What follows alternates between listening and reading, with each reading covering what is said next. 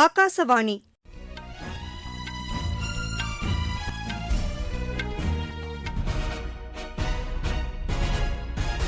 செய்திகள் வாசிப்பவர் கிருஷ்ணவேணி கோபியானந்த். தலைப்புச் செய்திகள்: வீர் சாவர்கரின் 142வது பிறந்த நாளை ஒட்டி பிரதமர் திரு நரேந்திர மோடி, மத்திய அமைச்சர் திரு அமித்ஷா உள்ளிட்ட தலைவர்கள் அவருக்கு புகழாரம் சூட்டியுள்ளனர்.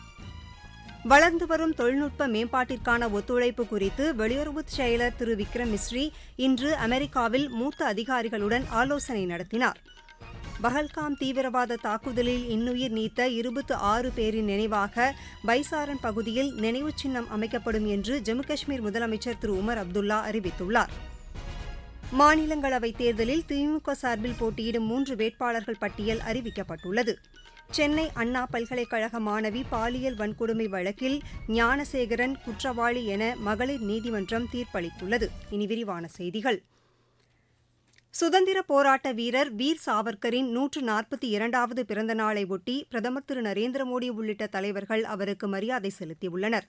பிரதமர் திரு நரேந்திர மோடி வெளியிட்டுள்ள சமூக வலைதள பதிவில், பாரத தாயின் தவ புதல்வரான வீர் சாவர்கர் அந்நிய ஏகாதிபத்தியத்தின் துன்புறுத்தல்களுக்கு ஆளான போதிலும் தாய்நாட்டிற்காக அர்ப்பணிப்புடன் பாடுபட்டவர் என தெரிவித்துள்ளார். அவரது துணிச்சல் மற்றும் சுதந்திர போராட்டத்திற்கான பங்களிப்பை நாடு நன்றியுடன் நினைவுகூரும் என்று பிரதமர் குறிப்பிட்டுள்ளார்.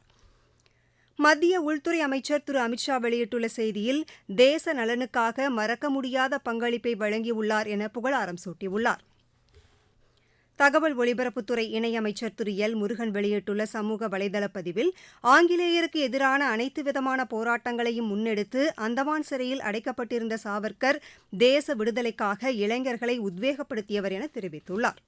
இந்நாளையொட்டி மகாராஷ்டிர ஆளுநர் திரு சி பி ராதாகிருஷ்ணன் ராஜ்பவனில் வீர் சாவர்கரின் படத்திற்கு மலர்தூவி மரியாதை செலுத்தினார். நிகழ்ச்சியில் ஆளுநர் மாளிகையின் உயர் அதிகாரிகள் மற்றும் அலுவலர்கள் கலந்து கொண்டனர். சிக்கிம், மேற்குவங்கம், பீகார், உத்தரப்பிரதேசம் ஆகிய 4 மாநிலங்களுக்கு பிரதமர் திரு நரேந்திர மோடி நாளை முதல் 2 நாள் பயணம் மேற்கொள்கிறார். முதலில் சிக்கிம் மாநிலத்திற்கு செல்லும் பிரதமர் அம்மாநிலத்தின் 50 ஆண்டுகால வளர்ச்சி குறித்த சிறப்பு நிகழ்ச்சியில் கலந்து கொள்கிறார். அம்மாநிலத்தின் பல்வேறு வளர்ச்சித் திட்டங்களை திறந்து வைத்தும் புதிய திட்டங்களுக்கு அடிக்கல் நாட்டியும் உரையாற்றவுள்ளார். பின்னர் மேற்குவங்க மாநிலம் செல்லும் பிரதமர் அலிபுர்துவார், கூச் பெஹார் மாவட்டங்களில் எரிவாயு விநியோக கட்டமைப்புகளை தொடங்கி வைக்கிறார். நாளை மாலை பீகார் செல்லும் பிரதமர் பாட்னா விமான நிலையத்தில் புதிய முனையத்தையும் தொடங்கி வைக்கிறார். நாளை மறுநாள் பீகார் மாநிலத்தின் காராகாட் நகரில் 48,520 கோடி ரூபாய் மதிப்பிலான வளர்ச்சித் திட்டங்களை தொடங்கி வைத்து பொதுமக்களிடையே அவர் உரையாற்றவுள்ளார். இந்நிகழ்ச்சிக்கு பின் உத்தரப்பிரதேச மாநிலத்திற்கு செல்லும் பிரதமர் திரு நரேந்திர மோடி 20,900 கோடி ரூபாய் மதிப்பிலான வளர்ச்சித் திட்டங்களை கான்பூர் நகரில் தொடங்கி வைத்து பொதுமக்களிடையே உரையாற்றவுள்ளார். வளர்ந்து வரும் நவீன தொழில்நுட்ப மேம்பாட்டிற்கான ஒத்துழைப்பு குறித்து அமெரிக்காவுடன் இந்தியா இன்று ஆலோசனை நடத்தியது. வெளியுறவுச் செயலர் திரு விக்ரம் மிஸ்ரி அமெரிக்காவில் தொழில்நுட்பத் துறைக்கான மூத்த அதிகாரி திரு ஜெஃப்ரி கெஸ்லருடன் இது தொடர்பான முக்கிய விஷயங்கள் குறித்து ஆலோசனை நடத்தினார். இந்தியா அமெரிக்கா இடையே வர்த்தகத்திற்கான பேச்சுவார்த்தைகளுக்கு இந்த சந்திப்பு முன்னோடியாக அமைந்துள்ளது. ஜம்மு காஷ்மீரின் பஹல்காமில் தீவிரவாதிகளின் தாக்குதலில் உயிரிழந்த 26 பேரின் நினைவாக பைசாரன் பகுதியில் நினைவு சின்னம் அமைக்கப்படும் என்று முதலமைச்சர் திரு உமர் அப்துல்லா அறிவித்துள்ளார். பஹல்காமில் நேற்று நடைபெற்ற ஜம்மு காஷ்மீர் யூனியன் பிரதேச அமைச்சரவைக் கூட்டத்தில் இம்முடிவு மேற்கொள்ளப்பட்டதாக அவர் தெரிவித்துள்ளார். பின்னர் அங்கு நடைபெற்ற சுற்றுலா ஏற்பாட்டாளர்கள் கூட்டத்தில் பேசிய திரு உமர் அப்துல்லா, ஜம்மு காஷ்மீரில் சுற்றுலாவுக்கு புத்துயிர் ஊட்ட வேண்டியதன் அவசியத்தை வலியுறுத்தினார். சுற்றுலா தலங்களில் பாதுகாப்பு ஏற்பாடுகள் கடுமையாக்கப்படும் என்றும் திரு உமர் அப்துல்லா கூறியுள்ளார். ஆபரேஷன் சிந்தூர் நடவடிக்கையின் போது ஜம்மு காஷ்மீரில் சிறப்பாக கடமையாற்றிய 200க்கும் மேற்பட்ட ரயில்வே பணியாளர்கள் கௌரவிக்கப்பட்டுள்ளனர். வடக்கு ரயில்வேயின் ஜம்மு கோட்டத்தில் வர்த்தக பிரிவு மேலாளர் திரு உச்சித் சிங்கல் 209 ரயில்வே பணியாளர்களை கௌரவித்து சான்றிதழ்களை வழங்கினார். ஆபரேஷன் சிந்தூர் நடவடிக்கையின் போது பயணிகளை பத்திரமாக குறிப்பிட்ட நேரத்தில் அவர்கள் செல்லும் இடங்களுக்கு அழைத்துச் சென்றதாக எமது செய்தியாளர் தெரிவிக்கிறார். இடர்பாட்டு காலத்திலும் பயணிகள் தங்களது இருப்பிடங்களுக்கு செல்வதற்கு போதிய உதவிகள் செய்து தரப்பட்டதாகவும் அவர் கூறுகிறார். ரயில் நிலையங்கள் இருந்து அவர்கள் வீடுகளுக்கு செல்வதற்கும் பாதுகாப்பான போக்குவரத்து வசதி செய்து தரப்பட்டதாகவும் எமது செய்தியாளர் தெரிவிக்கிறார். நீங்கள் கேட்டுக்கொண்டிருப்பது ஆகாசவாணியின் செய்தி அறிக்கை. ஆபரேஷன் சிந்தூர் பஹல்காம் தாக்குதல் சம்பவத்தில் நீதி நிலைநாட்டப்பட்டுள்ளது. 9 தீவிரவாத முகாம்கள் அழிப்பு, 100க்கும் மேற்பட்ட தீவிரவாதிகள் ஒழிப்பு, எதிரி படைகளின் கட்டமைப்பு சிதைப்பு, மத்திய அரசின் உறுதிப்பாடு பாதுகாப்பு படைகளின் செயல்திறன். ஆபரேஷன் சிந்தூர் இது வெற்றி திலகம். முப்படைகளின் வலிமையை போற்றுவோம், வணங்குவோம். மாநிலங்களவை தேர்தலில் திமுக சார்பில் திரு பி வில்சன், திரு SR சிவலிங்கம், திருமதி ரொக்கையா மாலிக் என்கிற கவிஞர் சல்மா ஆகியோர் போட்டியிடுவார்கள் என்று அக்கட்சி அறிவித்துள்ளது.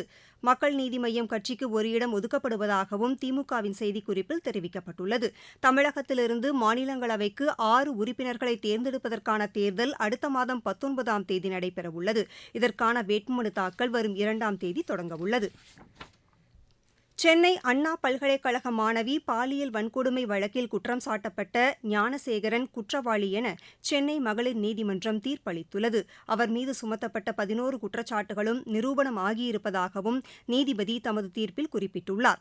தண்டனை விவரங்கள் வரும் 2ஆம் தேதி அறிவிக்கப்படவுள்ளது. இந்த வழக்கு அரிதினும் அரிதான வழக்கு என்பதால் குற்றவாளிக்கு அதிகபட்ச தண்டனை வழங்க வேண்டும் என்றும் அவருக்கு இரக்கம் காட்டக்கூடாது என்றும் அரசு தரப்பில் வாதிடப்பட்டது. திருப்பூர் மாவட்டத்தில் உள்ள சாலையோர வியாபாரிகள் பிரதமரின் ஸ்வநிதி திட்டத்தின் கீழ் கடனுதவி பெற்று தங்கள் வாழ்வாதாரத்தை மேம்படுத்தி வருகின்றனர். இத்திட்டத்தின் பயனாளிகளுக்கு மேலும் உதவும் வகையில் காப்பீடு பெறுவதற்கும் மத்திய அரசின் சார்பில் ஏற்பாடுகள் செய்யப்பட்டுள்ளன. இதற்காக திருப்பூரில் நடைபெற்று வரும் சிறப்பு முகாமில் சாலையோர வியாபாரிகள் தங்களது விவரங்களை கொடுத்து காப்பீடு பெற்று வருவதாக எமது செய்தியாளர் தெரிவிக்கிறார்.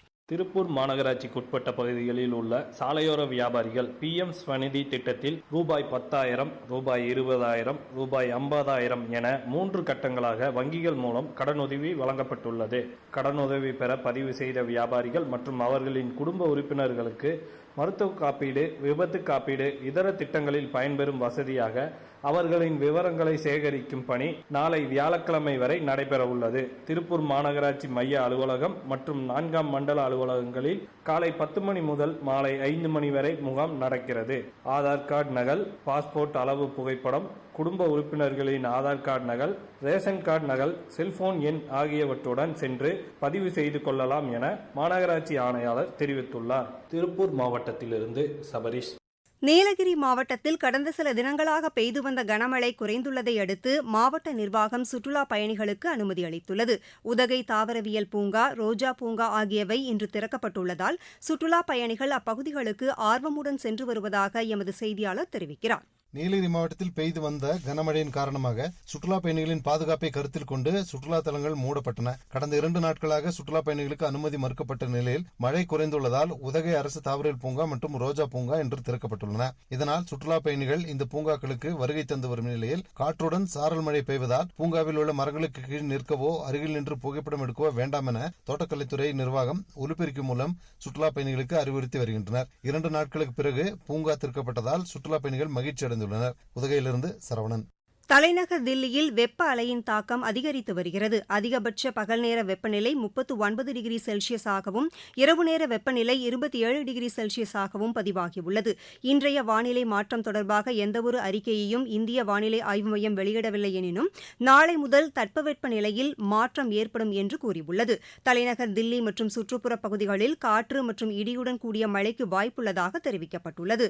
மணிக்கு 30 முதல் 40 கிலோமீட்டர் வேகத்தை எட்டக்கூடிய பலத்த காற்று வீசக்கூடும் என்பதால் மஞ்சள் நிற எச்சரிக்கை விடுக்கப்பட்டுள்ளது. பலத்த காற்றுடன் கூடிய மழை இம்மாதம் 31ஆம் தேதி வரை நீடிக்கும் என்று தெரிவிக்கப்பட்டுள்ளது.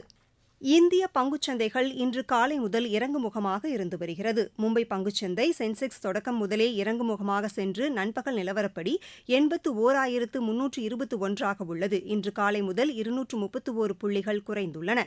தேசிய பங்குச்சந்தை நிப்டியும் இன்று காலை முதல் 69 புள்ளிகள் குறைந்து 24,757 உள்ளது.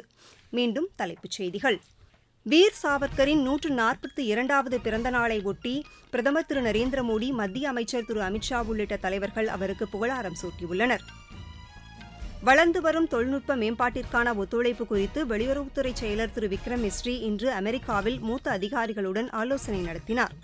பஹல்காம் தீவிரவாத தாக்குதலில் இன்னுயிர் நீத்த 26 பேரின் நினைவாக பைசாரன் பகுதியில் நினைவுச் சின்னம் அமைக்கப்படும் என்று ஜம்மு காஷ்மீர் முதலமைச்சர் திரு உமர் அப்துல்லா அறிவித்துள்ளார். மாநிலங்களவை தேர்தலில் திமுக சார்பில் போட்டியிடும் 3 வேட்பாளர்கள் பட்டியல் அறிவிக்கப்பட்டுள்ளது. சென்னை அண்ணா பல்கலைக்கழக மாணவி பாலியல் வன்கொடுமை வழக்கில் ஞானசேகரன் குற்றவாளி என மகளிர் நீதிமன்றம் தீர்ப்பளித்துள்ளது. இத்துடன் இந்த செய்தியறிக்கை நிறைவடைகிறது. எமது செய்திகளை சமூக வலைதள பக்கங்களில் AIR நியூஸ் சென்னை என்ற முகவரியிலும் RNU சென்னை என்ற யூடியூப் சேனலிலும் உடனுக்குடன் அறிந்து கொள்ளலாம்.